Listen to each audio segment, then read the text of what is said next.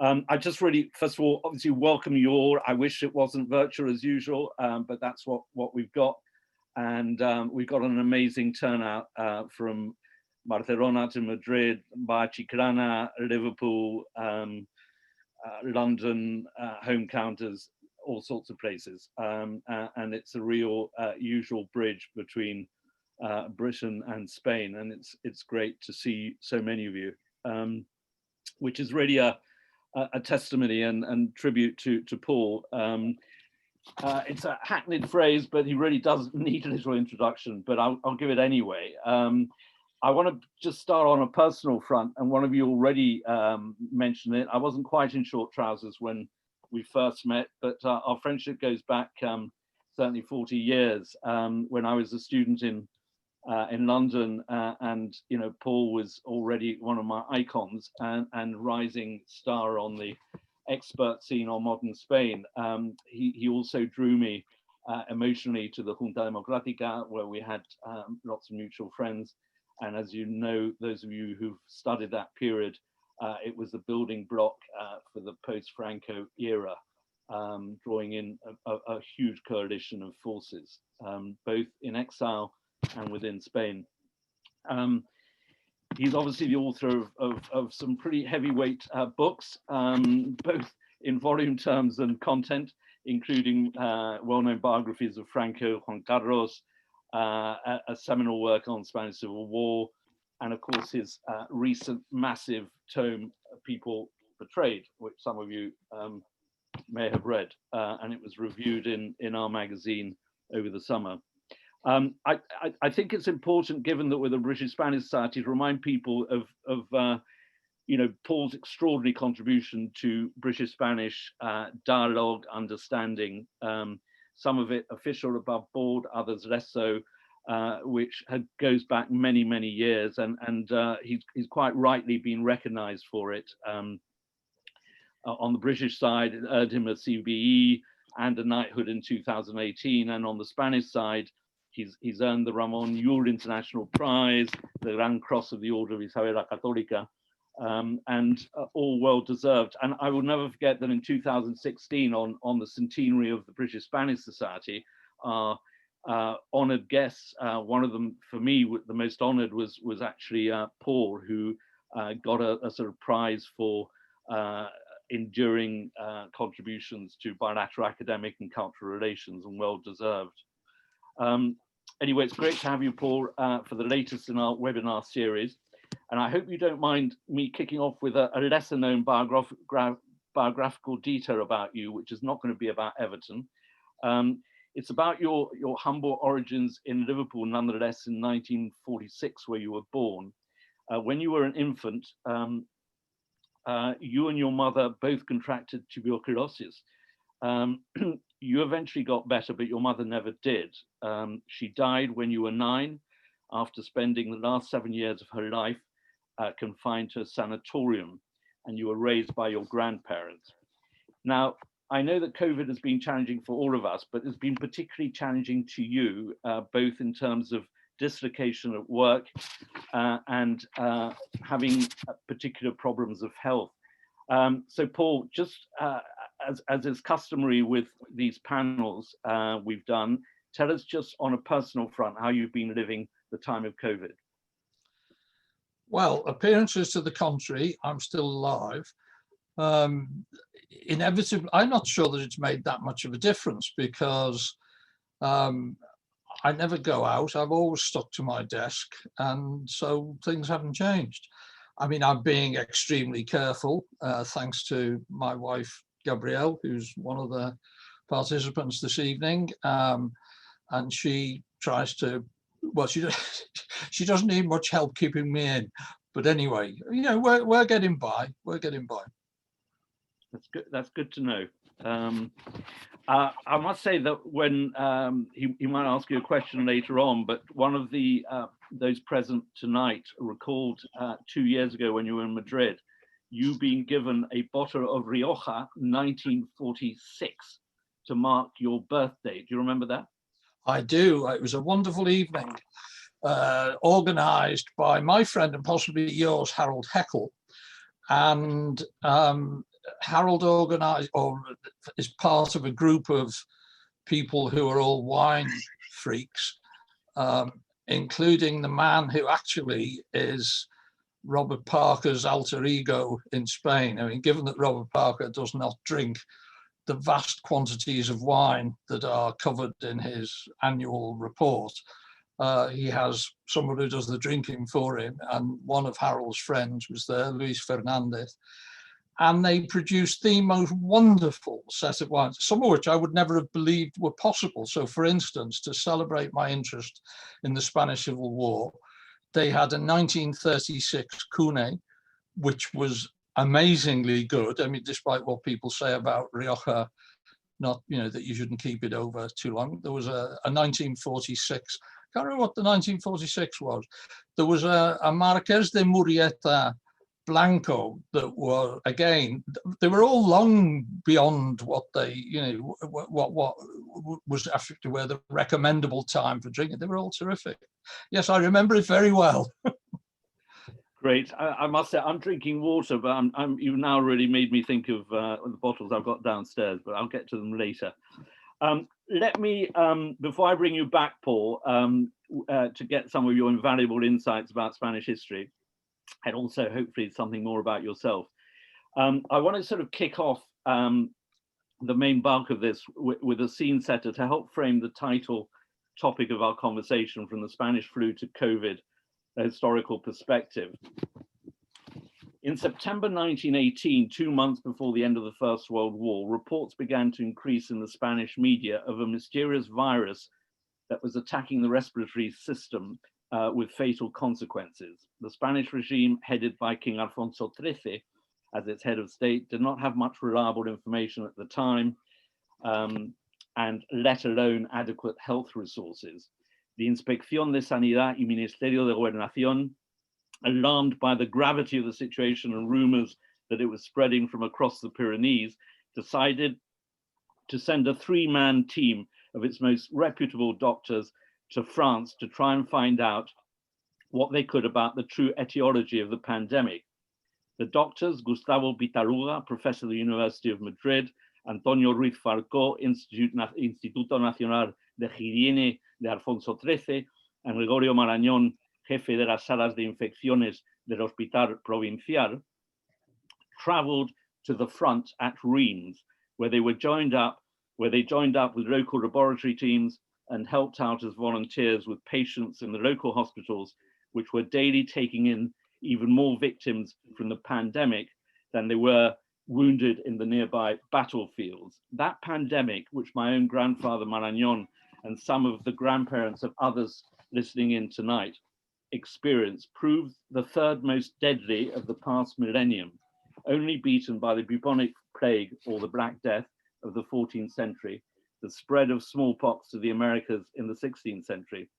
Some 500 million, a quarter of the world's population, may have been infected, which epidemiologists believed killed anywhere between 15 and 50 million people. Either figure more than were killed in combat in the First World War and the Second World War. It is worth noting, as we know, that the disease was the world's biggest prior to COVID in terms of pandemic, or the last biggest one before COVID, appeared in Britain in the spring of 1918, and then returned twice to hit hard in September 1918, 2 months before the armistice, and February 1919. To this day, as was pointed out in a recent issue of our magazine, scientists disagree as to its origin. A British Army camp in France, a farm in Kansas, and a bird migration route in China were all provided as credible explanations. And yet, as wartime censors tried to maintain morale, the initial outbreak was underreported, if reported at all, everywhere except in Spain. That was because Spain was neutral and freely reported the epidemic's effects. The reports were picked up by the Madrid or Spain correspondent of the Times, giving rise to the false idea that Spain was the first and hardest hit country, and gave it the pandemic's enduring nickname if that's the word, Spanish flu. It was an example of fake news. The Times Spain correspondent reported on June the 3rd, 1918. Today, the complaint has passed the joking stage.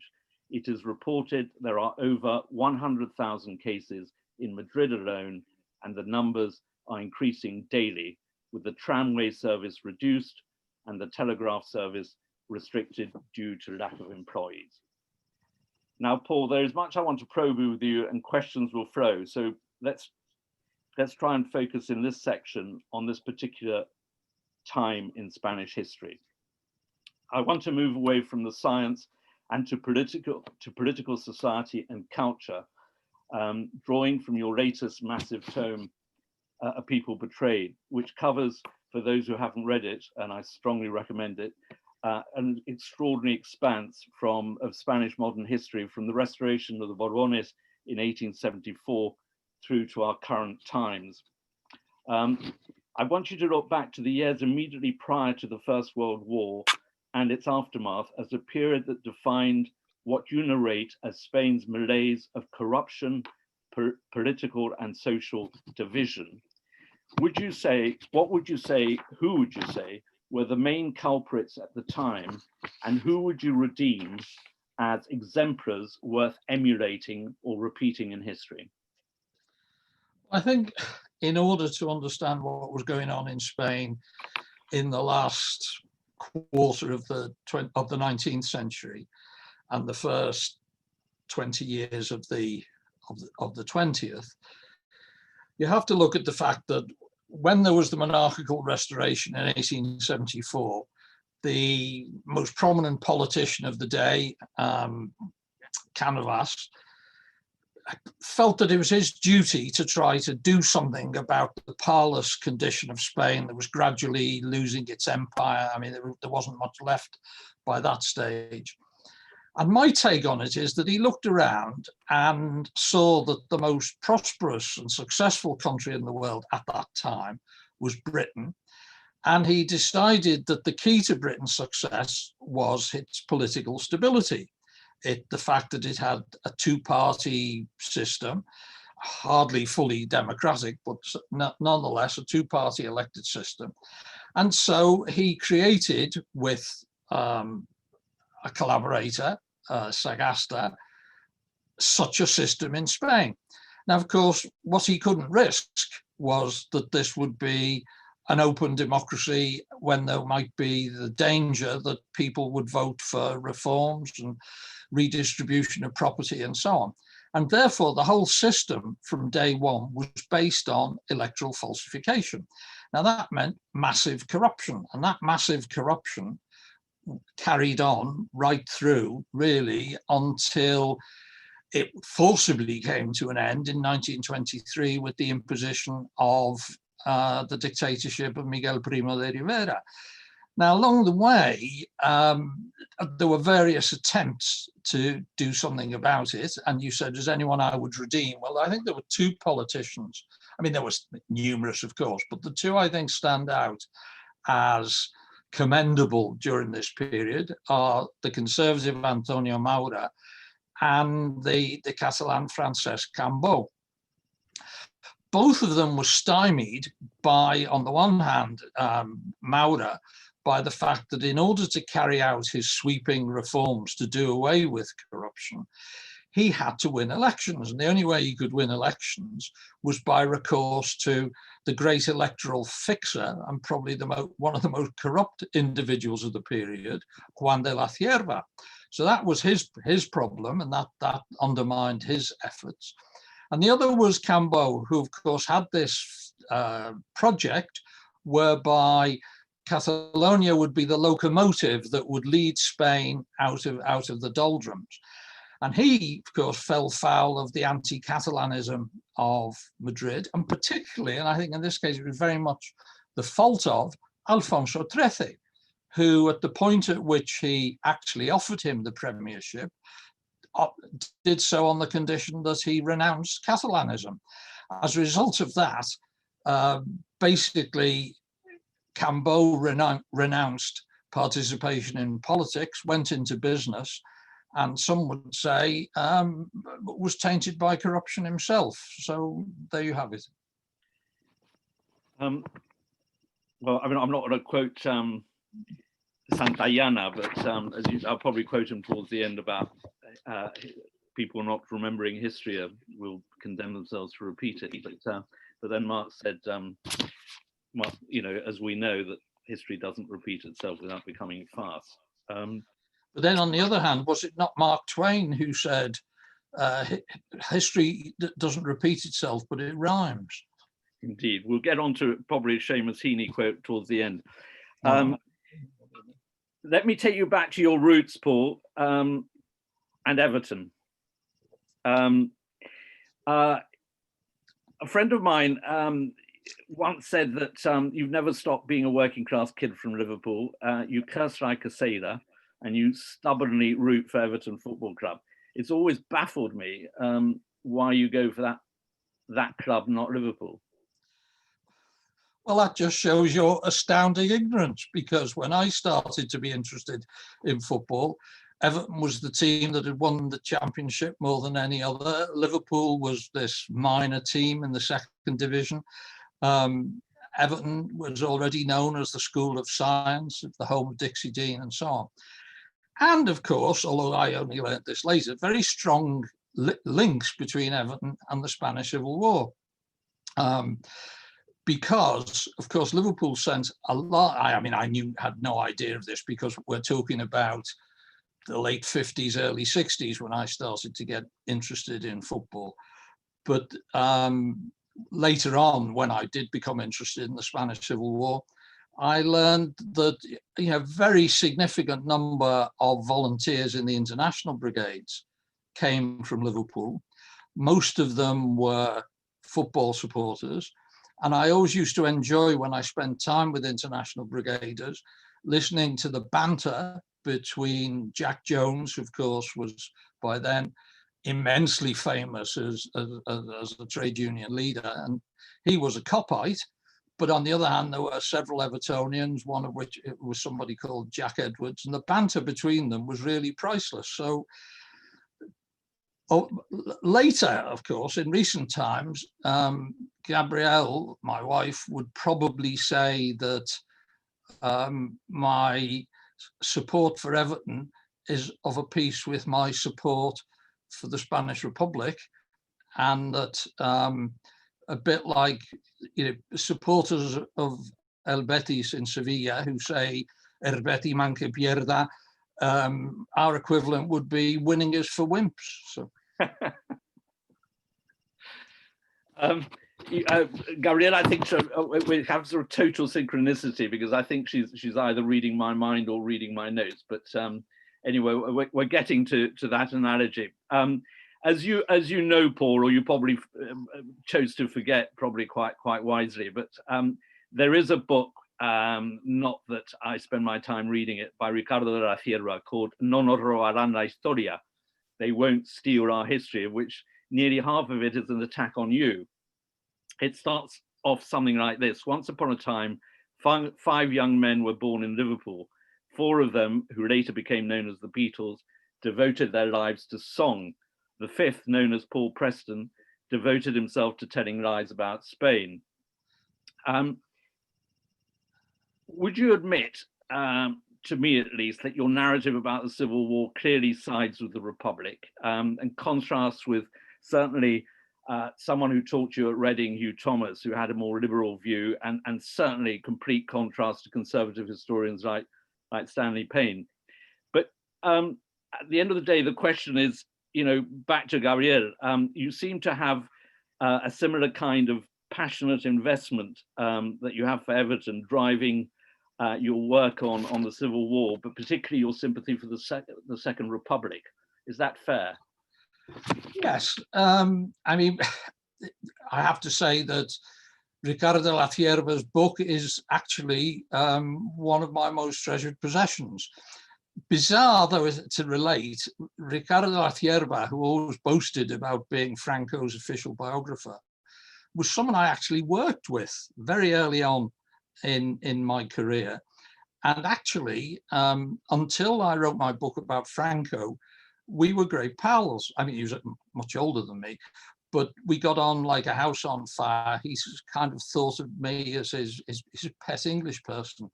And once wrote a rather droll article, it wasn't meant to be funny, in El ABC, in which he recalled, a bit like me recalling you, as a sort of an Englishman in short pants who came to seek his help. It wasn't at all like that, but anyway.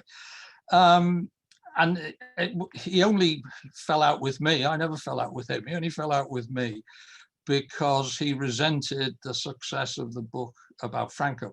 But anyway, back to your question. I believe that if you read all of my books carefully, you will see that I'm above all interested in people. You know, if you like, my vocation is as a biographer. And I like to think, and this is something actually I think Gabrielle has encouraged me in, to see, you know, the good on both sides.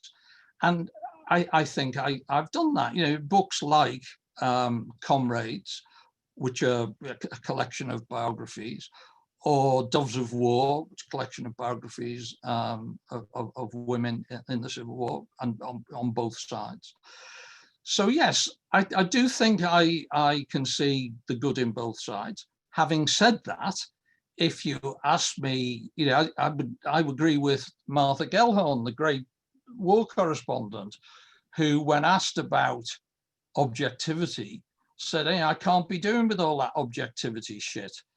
In other words, if by objectivity we mean absolutely strict BBC balance, then no, I cannot treat the assassin in the same way as I treat the assassin's victim. I cannot treat the rapist in the same way as I treat the woman he's raped. And I think that I have a sense of the reason why I support I would be more favorable to the Republic, although, I mean, in my most recent book, I'm pretty harsh on some of the mistakes that were made by the Republic. The Republic was about democratic rights. It was about rights for women. It was a genuinely liberal and democratic regime, unlike everything that or almost everything that the Franco regime stood for. And one of the things that has always struck me as absolutely astonishing, and I was very aware of this when I did a book called The Last Days of the Spanish Republic, was as things got worse and worse and worse for the Republic in the last months of the war, indeed from the defeat in Teruel onwards in February 1938, when people were on the verge of starvation, they kept on fighting for their republic because it had given them so much in terms of education and rights for women and so many other things. So yes, I have no qualms about declaring my preference for the Democratic Republic as against the totalitarian or near totalitarian dictatorial Franco. Thank you, Paul. I mean, I have to say, as having, and I'm sure other people have read quite a lot of your books, if not all of them, but you know, you mentioned Comrades and Doves of War, and I couldn't agree more that over time, I think you have become readier to see good and bad on both sides. And it's obvious if you look at, say, Doves of War, where you write sympathetically about two right-wing women, Mercedes Sanz Bachirer and Pilar Primo de Rivera. You know, you write very sympathetically about them. And then let us not forget El Zorro Rojo, although you used to see quite a lot of Santiago Carrillo in the days of the Junta Democrática, as we all did. You don't paint a pretty picture of the Spanish Communist Party's ruthless pursuit of power, destroying comrades along the way, rather like a certain politician in Spain today. But I'd like to sort of just move on, and I want to open up the questions to obviously other people here with us tonight. We began with Alfonso XIII and the Spanish flu. We have to inevitably at least end this section to some extent, framing it with King Felipe in the time of COVID. You have written a biography of King Juan Carlos. You have commented in the media quite a lot about him. To put it mildly, Juan Carlos is not doing particularly well. Do you think the monarchy is going to survive? Well, it's very difficult to tell, you know, as I regularly say to journalists, I have enough trouble interpreting the past without trying to interpret the future. I think that, I mean, the greatest strength and the greatest weakness of the monarchy in Spain is, of course, that, you know, the idea that you re-established a monarchy in the late 20th century, you know, in 1975 onwards, in itself seems quite bizarre. It seemed extremely bizarre at the time, as you and I both know, and commented on it at the time. There's, you know, when the press referred regularly to Juan Carlos el Breve, and very few people thought he was going to survive. And yet I think he gave the monarchy two things. The first, of course, is what we could call Juan Carlismo, for a whole series of reasons. His role in facilitating the transaction between the progressives of the right and the moderates of the left to make the transition possible, absolutely crucial. His courage in those years, and particularly obviously the night of the Tejerazo on the 23rd of February 1981, all contributed to his absolutely mind-boggling popularity. So, you know, when there was ever the question, is España monárquica? The answer was always no, es Juan Carlista. That was one thing that he did that sort of was one of the pillars of the monarchy. The other was in a country that was, particularly then, but even still today, very conflicted, very divided, he provided an absolutely neutral headship of state. And that's something I think he did very well indeed. Now, in the light of the present situation and the things of which he's been accused since his abdication in 2014, it has left his son in a difficult position. Obviously, he does not have that simpatía arrolladora that his father had. He simply doesn't have that sort of the people skills, shall we say, that Juan Carlos had in abundance. But he does have the possibility of continuing to be a head of state who is absolutely neutral. Whether he sees that in the full meaning of neutrality, and whether indeed he will be allowed to continue, is something I find difficult to predict. The one thing I would say is that the constitutional arrangements in Spain are so very complex in terms of instituting any change in the status of the monarchy, that I cannot at this minute see if you like, how a move to a third republic could be implemented. But as I say, you know, prediction's not my is not my thing really. I'm beginning to, and good to see some questions beginning to come in. I'm stimulating the popular vote here, and I'm going to get to them. I just want to wind up my own.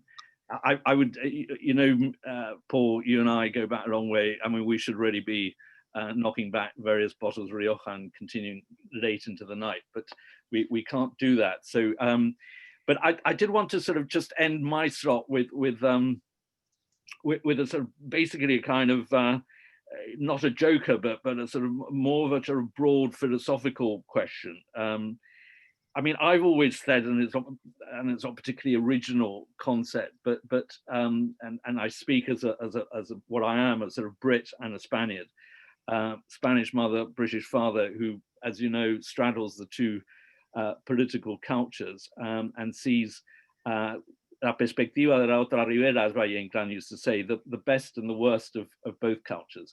But it seems to me that Spain has always struggles with agreeing on a shared historical narrative. I mean, I was brought up in British schools where, from primary right through to university, there are certain things which are given and which no one disputes. You just had to look at the Remembrance Sunday just 2 or 3 days ago, and people talked about Florence Nightingale, they talked about the unknown soldier, they talked about the NHS, the welfare state, the 75th anniversary of peace as well as war. I mean, Spain struggles with all that. It has a national anthem. I mean, think of Jerusalem, think of the poetry that goes into some of the anthems. I'm not talking about God Save the Queen, I'm talking about other anthems, which the British feel for. Spain does not have a national anthem with any words. And it has a political class that spends most of its time in the midst of COVID fighting over iconography and statues. If you had to put up a monument that spoke to all Spaniards, what would it be? Statue of Juan Negrin. Sorry? A statue of Juan Negrin. Wow. Well, do behave, Jimmy. Right. Going back to what you've just said, it is, of course, true that when I started to be interested in Spain, precisely because of that sort of belief in British superiority, if we could, I was brought up in schools where, geography showed, all the maps showed a world that was almost all either pink or red, implying, that it was in some way gratefully under the boot of Britain. Now, and one of the ways I remember when I first started, when I was first doing my PhD, and the thing that struck me was the extent to which, it was actually one of the very first things I learned, which was in Spanish, there is no equivalent of we must agree to differ.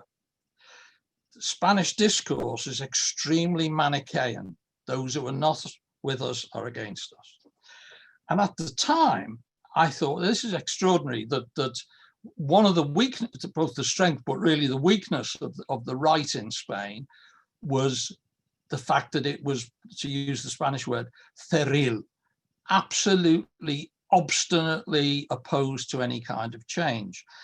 And I was very aware that, the Italian right, the British right, was conscious of the need to cede a little in order to save a lot.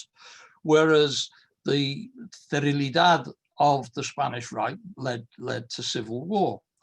Now, over time, of course, and particularly since the whole Brexit debate in this country, I think those differences have changed dramatically. I think that while Spain remains divided, since the transition, it has become much more liberal, much more open. I'm not sure that there is yet a culture of we must agree to disagree, but I do think that thanks to certain politicians and manipulators of politics in this country, we have moved a very long way away from when we must agree to disagree was central to discourse in this country. Would you just, I mean, I'm going to pass on to questions from the chat line, but I mean, I just want to pick you up on that because, I mean, you and I have been through the mill on this, but for very different reasons. But I mean, your experience as a media commentator and as an academic at the LSE, I mean, surely one big difference is that we have a culture here where we can agree to disagree in academia. I mean, and in journalism. I mean, it is something that Spaniards struggle with, don't they? Yes, indeed. But I think that, if I could say that, when I reached Spain in the late 60s, there was a huge abyss between the Manichaeanism of Spaniards and the relative liberality of British political discourse. The two have converged a little. Now, you're quite right that in universities and in a lot of the media, not all of the media, to agree to disagree still remains the norm. But even that's it's being eaten away, all around us. I mean, obviously, we're not here to discuss British politics, but I do feel that things are getting worse rather than better. Okay, let's now go on to what Justin. Given that you've asked the first question, can you come in with your question, Justin? If I can find my unmute button. Yes. Yes. Thank you for that. I just wondered to what extent the history of Spain over the last 100 years do you think has influenced its reaction as a country to COVID? And giving the example, was it inevitable that Spain's lockdown was much tighter than the UK's? Or in fact, I suppose the converse might be true. Was it inevitable that the UK's lockdown was much less tight than perhaps it ought to have been? Well, I think there you're getting into questions actually not so much about political culture, but as about the incompetence of particular individuals. And as I said earlier, I'm not sure we're here to discuss British politics, but if you really want to know my opinion about the Cummins-Johnson axis, I'm at your disposal. But I think let's not go there. Indeed, insofar as you're interested in whether there is anything to be deduced from the political culture and reactions to COVID, I mean, one of the big issues, which is to an extent has become an issue here, but not to the same extent, are the way in which the treatment of, or the reaction to COVID from the central government in Madrid has exacerbated clashes with Catalonia. And, so that in that sense, the pre-existing tensions have contributed to the success or failure of treating COVID. But I don't think one could say, oh, they had a tighter lockdown because they have a historical tradition of dictatorship. I mean, the country that's done best in the world is also, a beacon of democracy is New Zealand. So, Anyway, another question. Can I come in here? I'm just looking at the chat lines. What I'm noticing is that there's a sort of convergence on, probably not all that surprising, on two issues, which I will try and summarize as hardly surprising. I would say regionalism in its broader sense, with a C involved, and monarchy. Obviously, it's a monarchy we've already touched on, regionalism less so. But Simon Manley, would you like to ask your question first about the regions? Thank you, Jimmy, and Sir Paul. Very nice to see you, sir. Very nice to see my other former ambassadora, Denise, on the line as well. So my question, Paul, is, I spent much of this year as Director General for COVID in the Foreign Office.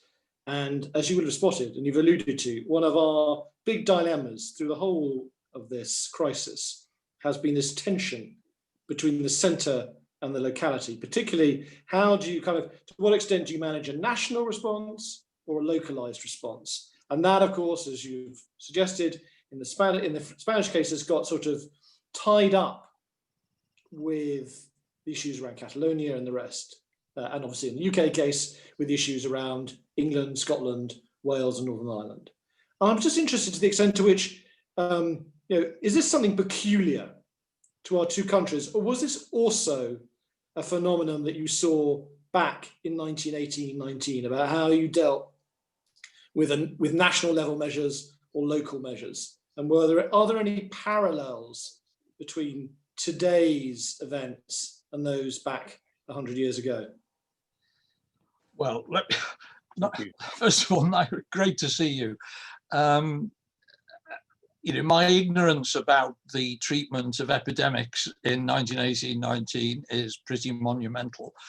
I would guess, I wouldn't want to, but that the way in which it was dealt with was very inadequate. But that, I literally can't say any more than that. Of course, it was a much more, or even though it was theoretically a democracy, although a very corrupt one, it was a much more authoritarian society than Spain is today. And again, I mean, if we look at the present situation, I'm the last person to offer advice to epidemiologists, but I would have always thought that a national reaction in countries as diverse geographically and climatologically as Spain and Britain, that a local approach would make much more sense than a national approach. But then, as you probably know, I'm not an epidemiologist. Thank you, Paul. As I said, we've got the monarchy comes back into focus. Jonathan Stordy, it's great to, if you're there, it's great to have you. Jonathan Stordy, are you, can you come in with your, hi Jonathan, and you should just as a way of introduction, tell Paul a bit about, what your dad and mine did sometimes. Yes, honoured to meet you, Sir Paul. My father worked in the embassy with Jimmy's father in the Second World War, and very interesting time. Lots of espionage that Jimmy can tell you about one day. Won't go into that now. Just cutting to the chase. My father kept a diary in his interviews of the monarchists and the Republicans in Estoril in Portugal, which I'm still transcribing because his writing is very difficult. But his conclusion was, having interviewed people like Robles, who he said looked like a cleric, and the king himself, was that the monarchy was needed for the right and left wing in Spain not to basically always disagree and never be able to talk to each other. So the monarchy, in his opinion, was an essential element in keeping balance in Spain. I'll ask you a second question, though, please. I'm fortunate to run a Spanish brewery, which is half Aragonese and half Catalan. And I work with a lot of Zaragothanos and a lot of Catalans. And I've been here 23 years, and I've never had a conversation with Spanish people. I have numerous very deep Spanish friendships about the Civil War or about recognizing each other's point of view. So my first question is the monarchy a holding mechanism to stop the left and right wing from basically killing each other? And secondly, will we ever see a day in Spain where one can talk about the past and the left and right wing can talk about each other's points of view with a conciliatory tone? Because it seems outright impossible at the moment. Right, two excellent questions. And linked up, of course. I mean, I think that your father's conclusion at the time was a very sound one. I mean, there were very sensible people on both the left and the right who were keen on the restoration. You got to remember, Franco was never keen on the restoration of the monarchy and never restored the monarchy. What Franco did was he imposed what he called a new monarchy. It was called an instauración, not a restauración. But anyway, when in 1947, Gil Robles from the moderate right and Indalecio Prieto from the moderate left were talking about some kind of move towards a monarchy in precisely the terms you're talking about, that was undermined by Franco. I mean, it's a long story, but I do tell it in my book on Franco. As to whether, I mean, I think the two parts to it, I have to sort of give you two parts in order to answer your second question. Whether the monarchy can go on having that function does depend. I mean, on the one hand, there's the context, and most of what I said when I was talking to Jimmy about this, that it depends in part to the way in which Felipe VI responds to the wider context. Regarding will the Civil War ever be a distant memory? Yes, that time will come, but I can remember 20 years ago being asked that question by journalist and saying, "Oh yes," early saying yes, just a matter of time. And here we are 20 years on. I mean, it is extraordinary in that, the majority of Spaniards under the age of 20 know as much about Franco as British kids under the age of 20 know about Winston Churchill. So yes, it is being forgotten, but there are elements that want to rake it up. So the recent, the whole business about whether or not Franco be excavated and put in a mausoleum or in a builder's skip, whether or not the statues of Largo Caballero and Indalecio Prieto should be put there, show that it's still easy for those who want to rake up these issues. But I think we're on course for a very slow process of forgetting. Thank you, Paul. Thank you. Can I just say, while you're there, if you can hear me, Yeah. I want to be first to see your father's diaries once they're transcribed. Oh, well, that's a great honor. I'll pass them to you for sure. Thank you very much. I can see a Paul Preston introduction looming there. Prologo. Wonderful. Rosalind Bain, like me, we go back a long way to student days. Rosalind, you come in with your question. Yeah, hi, Paul. I wanted to ask you what you think accounts for the rise of Vox. And I was going to add, is it Catalan separatism? And I'll just come back on that in a second, and various other factors. And as a vestige of kind of Franco's movimiento, should it be anti-monarchist rather than perhaps the position it has? And just as an aside, it's 50 years since the Burgos trials. And what's interesting is that people are now talking about Catalan nationalism being a focal point for everybody hating them and problems with the monarchy and so on. It has been an extraordinary journey for the Basques, who now are peaceful, brilliant negotiators, and seemingly, certainly the last few times I've been in Bilbao, despite all the other problems, becoming, I can't get over the fact that Bilbao is now a centre for tourism, but that's just an aside. Right, well, yes, I'm not sure which of your 8 questions you'd like me to answer, but it's certainly surprising with Bilbao. I always remember when I used to be driving towards Bilbao, you'd catch the smell about 20 miles before you actually could see anything. Vox, the rise of Vox. Okay, I think that there are a number of factors. I think there's an element of understandable resentment about the years of socialist dominance of Andalusia and the fact that there was so much corruption, and some of it is quite mind-boggling. I mean, it's so grotesque, it's almost funny. And I talk about that a lot in my book of People Betrayed. I think also, I mean, you're quite right to see a link with hatred of Catalans. I mean, that is something, it's both an excuse, but I think there is an element there, which goes back maybe, this I don't know, I mean, this is an almost impossible question to answer, but I think it may go back to the mistreatment of Andalusian emigrant workers in Catalonia, when they were xarnegos. They were sort of almost racially discriminated against. There may be an element of that. But of course, you've also got to bear in mind that for many years, I mean, certainly because in the early years of the transition, Catalonia was very well integrated, thanks to Tarradellas and so on. Things started to go wrong from 2006, when Rajoy prevented the revised Estatut. And in order, Rajoy and the Partido Popular derived enormous electoral benefit from generating anti-Catalanism. And of course, the independentistas in Catalonia derived enormous electoral benefit from deriding Madrid centralism.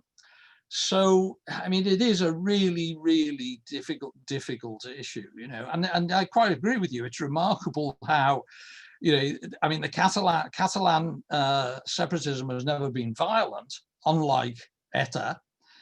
And yet now, as you quite rightly say, the Basques seem to be the moderates. I mean, basically, they've played it much more cleverly. Yeah, they're wise people, the Basques, generally, and also got very good wine.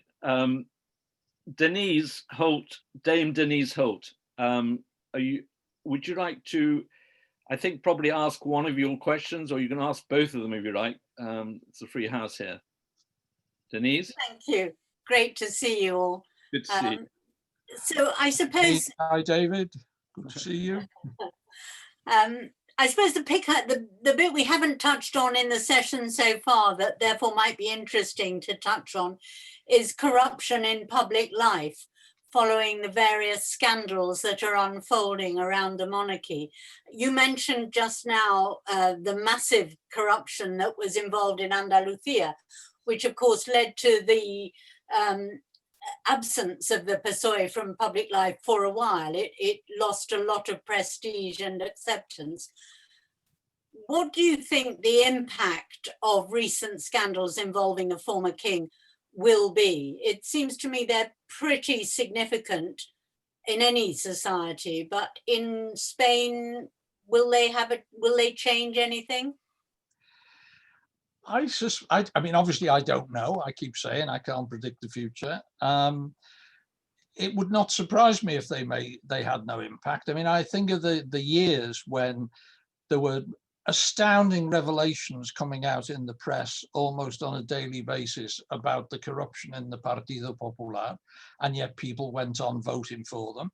And when there were polls as to why this was the case, people would sort of shrug their shoulders and say, "Oh well, they're all like that, you know. Well, why pick on the Partido Popular? They're all as bad as one another." I do think it's worth saying. I mean, it's not quite how you asked your question, but a question I get asked an awful lot, which links up with it, is how will the allegations of corruption against Juan Carlos, well, obviously Jimmy asked, or somebody asked me, I think it was Jimmy, how this will affect, you know, the future of the monarchy. But I'm often asked how it will affect the historical record, or the historical memory, the historical legacy of Juan Carlos. And I actually think it won't, for the simple reason that what he did when he was, you know, in a position to do things in power was so monumental, was such an amazingly positive contribution to Spanish history, that these latest allegations are small beer by comparison. And it's worth saying they are allegations, and some of them are very difficult to disentangle. So let's remember they're still allegations, and there's a lot of stuff hasn't been proven yet. Thank you for that, Paul. Yeah, thank you, Dame Denise. Thank you very much. It's good to see you both. I think we're reaching our sort of hour mark, and Brian Douglas, an old school friend, but also a current trustee of the BritishSpanish Society in Madrid, wants to bring it back to framing it with the Spanish flu. Brian, would you like to pitch your question? Sure. Good evening, Sir Paul, and great discussion thus far. Despite the scale of the Spanish flu, which was over 100 years ago, we started this pandemic with very little idea as to what to do, how to protect ourselves, and how to limit contagions. And most governments had their own conclusion as to what they were going to do. So it's taken us 1 year to have some principles that are still not agreed globally. And to quote George Santayana, those who do not remember the past are condemned to repeat it. We've done a little bit better because we now have a little bit more technology possibly, but we don't seem to have learnt. And over 100 years, you know, people are still dying on an increasing level at the moment in certainly most of the large countries, and we don't really have a way of measuring what's going on in some of the less developed world as well. Do you agree? Well, as I keep saying, I'm not an epidemiologist. I do think it's extraordinary that Australia sorted things out relatively quickly. New Zealand has been a model. There are authoritarian countries, like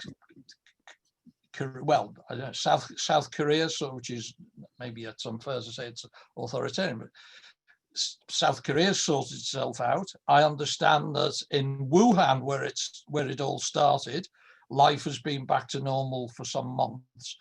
So it is very difficult to draw a conclusion about, is that because things are different in the Far East? The virus behaves in a different way? Is it because there are different genetic origins of the populations of different parts of the world? It is or is it, as would be the easiest thing to say, because of political mismanagement? I mean, certainly in this country, we can point to colossal political mismanagement. Honestly, you're asking the wrong person, I'm afraid to say. Paul, I'd like to sort of just wind it up, but as I've often found, in the past, it always used to be quite, you've always made yourself available, but you've sometimes been quite difficult to get hold of, mainly because you've always been writing, and you're a complete work machine and heavyweight writer. And I mean, what's your current next project? Well, that's very difficult. I mean, obviously, I was in the middle of something when I had to stop to undertake a very painful task, which was the extremely difficult dismantling of the Cañada Blanc Centre at the LSE, which I ruled over with a benevolent hand for over a quarter of a century. And that's been very, very complicated, and all the more complicated having to do it during lockdown, because it was a question of what do you do with 9,000 books and several tons of documents on paper in microfilm and so on, and finding appropriate destinations for all of that. But the book that I abandoned when I had to undertake that is really one of three that I have on my mind. I mean, I've got lots of things. I mean, people say, oh, how difficult it is to come up with things. I mean, if I could live another 50 years, I wouldn't run out of topics. I mean, people would be glad to know that there's no chance of that. So basically, there's something that Gabrielle and I have talked a lot about, which is not just Spanish, but is about the wives of the dictators. So that's one thing that I've kind of been salting away material for over many years. If I survive, I'll get to that. I've also got something which I've been collecting material on for a long time, which is about the personal relationship and the rather sneaky friendships between Franco, Mussolini and Hitler, and who was basically cheating on whom. And of course, needless to say, Franco was cheating on both of them. But anyway, that's the detail of that remains till I've written the book. But the other one which I've been working on was I wanted to write a book about, I mean, again, biographical, because that's what I like doing. And I wanted to do one of my collections of short biographies. And there was, I hit a problem. I wanted to deal with, if you like, monsters from both sides in the Civil War. And there was a real problem in that the big assassins, as it were, the real mass murderers on the Francoist side were easy to find out about. General Mola, General Cabo de Llano, people responsible for tens of thousands of deaths. People equally who were easy to find out about, who were the advocates of the extermination of the enemy. You know, their books were published, their articles, again, relatively easy. I'm thinking particularly of the corrupt policeman Mauricio Carlavilla, whose most famous book, which you'll all no doubt all hasten to Iberlibro to see if you can get a copy, is called Sodomitas, which is an attack on Democrats, basically. Anyway, but impossible to find their equivalents on the Republican side. There is no equivalent on the Republican side of Mola or Capo de Llano, a general who advocated mass extermination.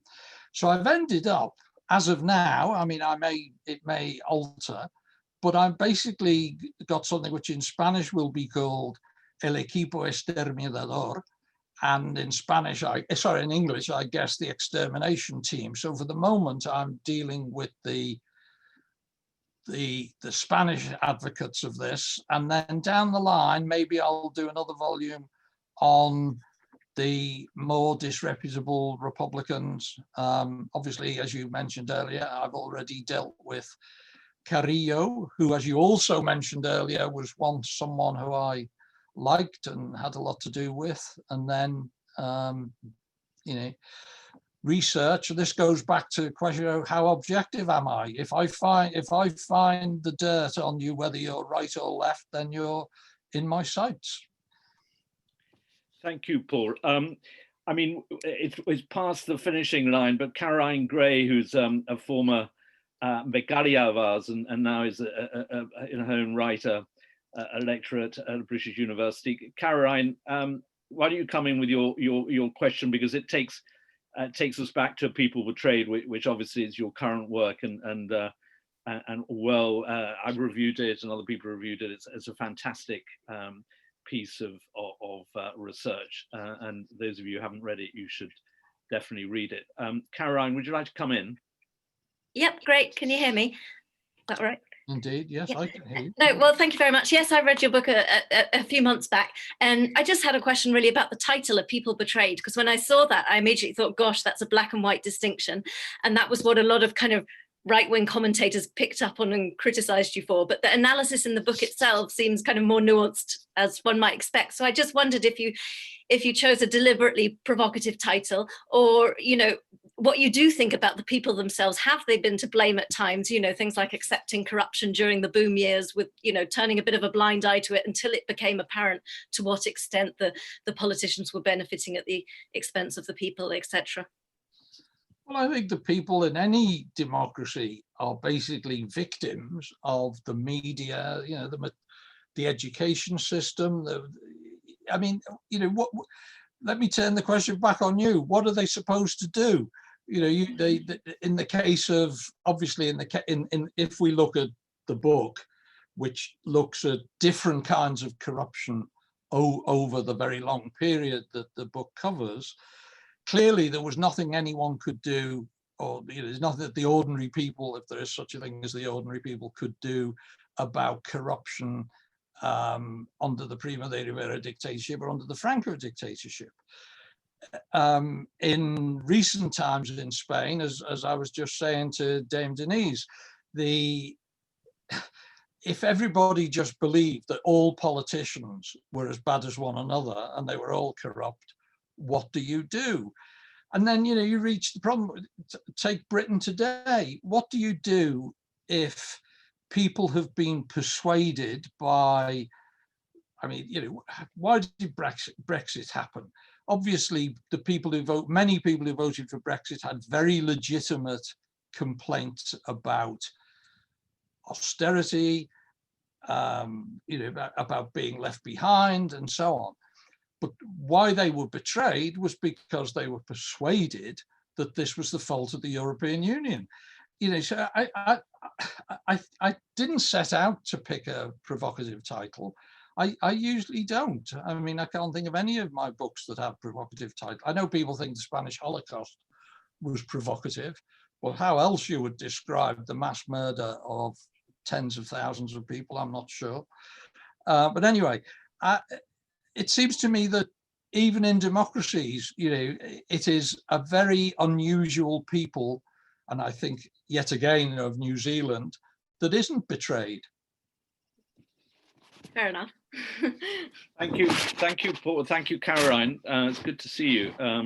As I say, I'm very proud of Caroline because she's one of our star vicarias, of which we have a few actually, but they keep coming. That's great. Look, I just sort of wanted to wind up, but reflecting, Paul, on what your next projects. But I always remember reading your prologue to the Franco biography, and I think you said something like, you know, I've spent the last 8 years living with the person, my biggest enemy, which is almost a sort of dystopian, sort of absolute nightmare scenario. And when you were giving that, you know, what your next books are going to be, I was wondering, you know, my God, what's you know, how many assassins is he going to cohabit with over the next 3 years? Poor old Gabriela, you know. I definitely suggest, you know, the wives more, you know, Eva Perón, you know, all these Esmeralda Marcos, you know, you can have quite a lot of fun on that. So that's my one friend to another. I would certainly recommend that, and Gabriela, I'm sure, will give me a bottle of wine on the back of that. I also wanted to pick up on Caroline's point, which is the sort of, you know, the people of Spain, and is it just the corruption or the failure of the political parties, as you said, and in times of the church, or thank God it's not that anymore, and the military, thank God it's not that anymore. But I always sort of think of, you know, that Spaniards are sort of are really good at criticizing, and they're not very good at solutions. And you know, there's J.R.'s Tolkien's famous phrase, it's he that breaks the thing to find out what it is has left the path of wisdom. You know, I think that's an important one. But I also wanted to end on an up note, and you know, I know it's been overdone in the last few days, but it's been a great week. Thank God we got rid of Trump, and we've possibly got a vaccine coming up. And I have to end, you know, not with Carlos Santayana's quote, but with Seamus Heaney, which is history says, don't hope on this side of the grave, but then once in a lifetime, the longed-for tidal wave of justice rises up, and hope and history rhyme. And it takes an Irishman to say that, which is saying something. Well, let me top it with something that an Evertonian would say, which is, we can learn to cope with despair. It's the hope that will do for us. Good. Look, first of all of you who've participated, those of you with your questions, and those just listening in, it's been great having you all, and also, you know, supporting the British Spanish Society. I just want to remind you that keep with us. You know, our comms person or head of comms, the trustee, Cristina Alvarez, keeps telling me, Jimmy, please, no more COVID. But I can tell you that, I mean, hopefully this might well be the last panel in which we title with COVID and even mention COVID, but we shall see. What I do want to have you put in your diaries is that our next webinar is by my colleague Paul Pickering, who's our great arts expert, who's going to take you on a virtual tour of Titian under the theme of love, desire, and death. We'll put that in your hat. So that's the 19th of November. Don't miss that. To Paul, look, amigo eterno, guru, and everything else, it's been an absolute joy to be with you. And as you know, we've got a sort of hope for end of virtual engagement, and let's have a bloody good lunch or dinner very, very soon. Thank you very much to all of you. Gracias. Thank you. Thank you. Thank you. Well done. Cool. Well, many thanks. Thank you, everybody. Thank you, Justin.